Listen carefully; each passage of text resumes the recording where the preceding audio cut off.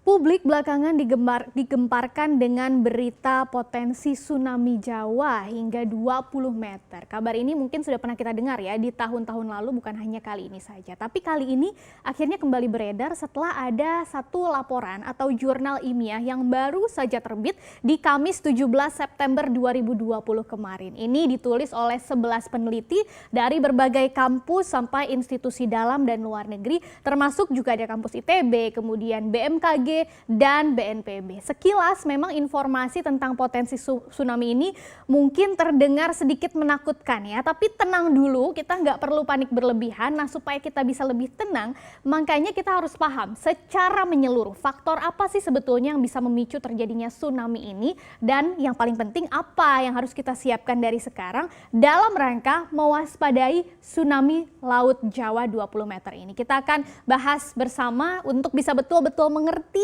konteks dari potensi tsunami Jawa ini. Kita harus baca langsung ya keseluruhan isi dari laporan ilmiah yang baru dirilis tadi. Judulnya adalah, Anda bisa cari di Google, Implication for Megathrust Earthquakes and Tsunamis from Seismic Gaps South of Java, Indonesia. Itu ada di nature.com. Nah, di dalamnya mungkin Anda akan lihat ada banyak istilah-istilah geologi yang memang agak kurang dipahami oleh orang awam ya. Hanya oleh peneliti-peneliti ini mungkin yang paham betul. Tapi secara ringkas ini risetnya adalah intinya mengkaji potensi terjadinya gempa bumi pada zona megatrust selatan Jawa. Setelah itu riset ini juga memodelkan dampak gempa bumi megatrust tadi berupa ketinggian gelombang tsunami-nya akan setinggi apa yang akan terjadi nanti. Nah, pemodelan ini dibuat berdasarkan 3 skenario yang berdasarkan 3 segmen megatrust ya. Megatrust itu apa nanti kita akan bahas di slide selanjutnya, tapi kita lihat dulu skenarionya. Skenario pertama adalah kalau hanya segmen megatrust di Jawa Barat saja yang pecah, maka itu akan menghasilkan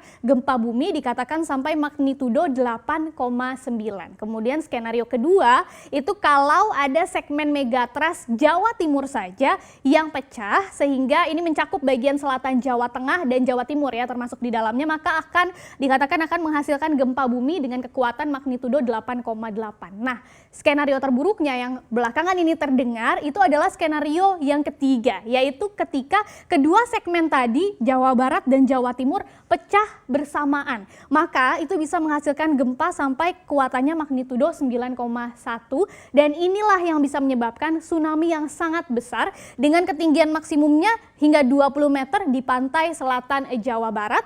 Lebih tepatnya itu ada di selatan Banten, di kepulauan kecil-kecilnya itu, dan 12 meter tinggi tsunami-nya bisa ada di pantai selatan Jawa Timur. Sedangkan rata-rata ketinggian di sepanjang pantai selatan Jawanya aja itu kira-kira 4,5 meter kalau memang terjadi tsunami. Nah, menurut BMKG, gelombang tsunami ini bisa sampai di daratan, artinya dari laut sampai ke daratan, dalam kurun waktu kurang lebih 20 menit saja. Nah, tadi pertanyaannya, apa sih sebetulnya megatrust? Jangan pusing dulu, kita bahas sama-sama gitu ya. Jadi Badan Meteorologi, Klimatologi, dan Geofisika atau BMKG ini menilai memang sepertinya ada banyak kesalahpahaman soal pengertian dengan megatrust. Biasanya kan kita mengaitkan istilah megatrust ini sering sekali menempel dengan istilah gempa ya. Ini memang dua hal yang berhubungan, tapi kalau Anda berpikir megatrust itu disebut sebagai gempa besar yang menyebabkan tsunami tadi, ternyata masih kurang tepat. Jadi sebetulnya megatrust ini adalah zona atau wilayah ya, atau wilayah yang terdiri dari jalur subduksi yang sangat panjang tapi relatif dangkal. Muncul lagi pertanyaan, apa sih sebenarnya subduksi ini? Jadi subduksi ini adalah daerah atau zona yang merupakan batas. Jadi dari pergerakan lempeng yang saling mendekat. Kalau digambarkan tuh gini ya, ada dua lempeng itu bergerak saling mendekat, atau kalau di istilah geologinya kita flashback sedikit, itu disebut dengan convergent. Nah, tumbukan yang saling mendekat ini kemudian, gerakan yang saling mendekat ini kan kemudian menimbulkan tumbukan. Nah, karena tumbukan ini akhirnya salah satu lempengnya, gambarnya jadi berubah, salah satu lempengnya itu akan bergerak menghunjam ke bawah yang sebelah sini, sementara salah satu lempengnya lagi akan bergerak ke atas ya, karena kan tumbukan, saling bertumbukan. Nah, zona atau subduksi ini adalah batas yang di sini. Ketika itu menjadi panjang, itu yang disebut dengan zona megatrust, dan ini yang menjadi sumber gempanya. Jadi bukan gempanya ya, tapi sumber gempanya ketika ada pergeseran lempeng secara tiba-tiba. Nah, jika terjadi gempa, maka salah satu lempeng yang tadi ada di atas lempeng lainnya itu akan semakin terdorong naik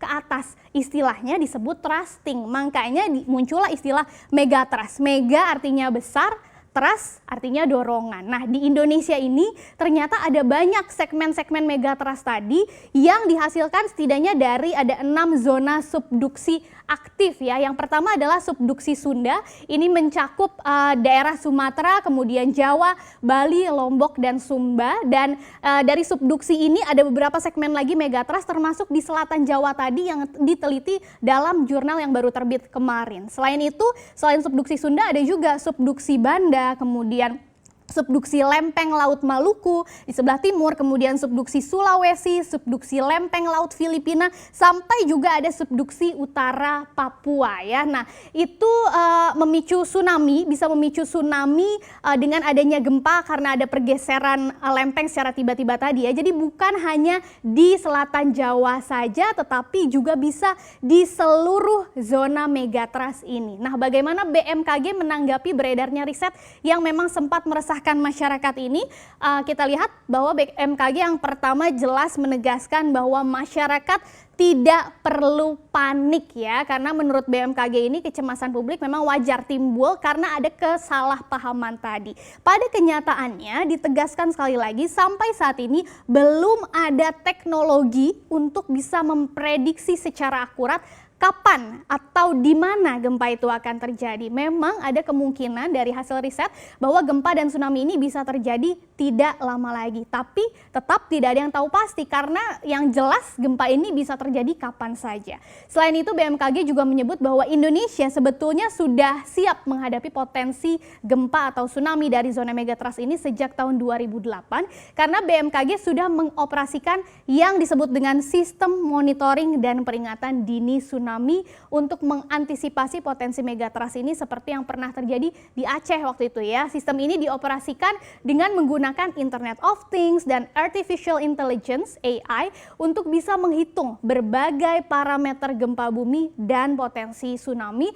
Sehingga data itu bisa disebarluaskan kan secara otomatis melalui berbagai media termasuk TV dan media-media lainnya dalam rentang waktunya dikatakan bisa 3 sampai 5 menit. Nah, tadi kan ingat ya bahwa ada prediksi dalam 20 menit gelombang tsunami itu disebut bisa sampai ke daratan. Artinya kalau gelombang tsunami itu bisa sampai ke daratan dalam waktu 20 menit, maka dikurangi sisa waktu 3 sampai 5 menit ini akan tersisa waktu sekitar 15 sampai 17 menit yang bisa digunakan untuk evakuasi.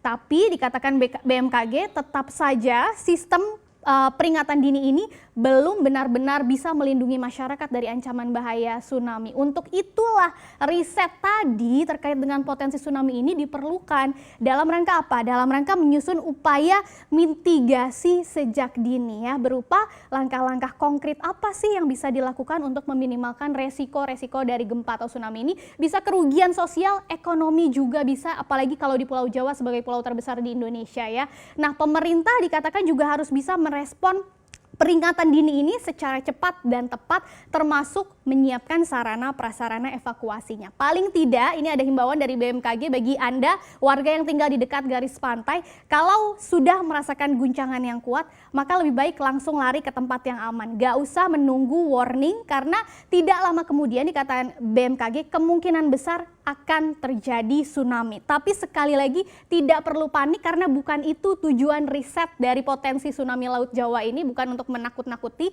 tapi untuk bisa memaksimalkan upaya pencegahan atau mitigasi baik dari pemerintah termasuk juga kita di masyarakat. Perbanyak ilmu terkait dengan gempa bumi ini atau tsunami ini, walaupun mungkin terdengar istilah-istilah awam, tapi itu penting karena kenyataannya kita tinggal di Indonesia yang banyak zona potensi gempa buminya.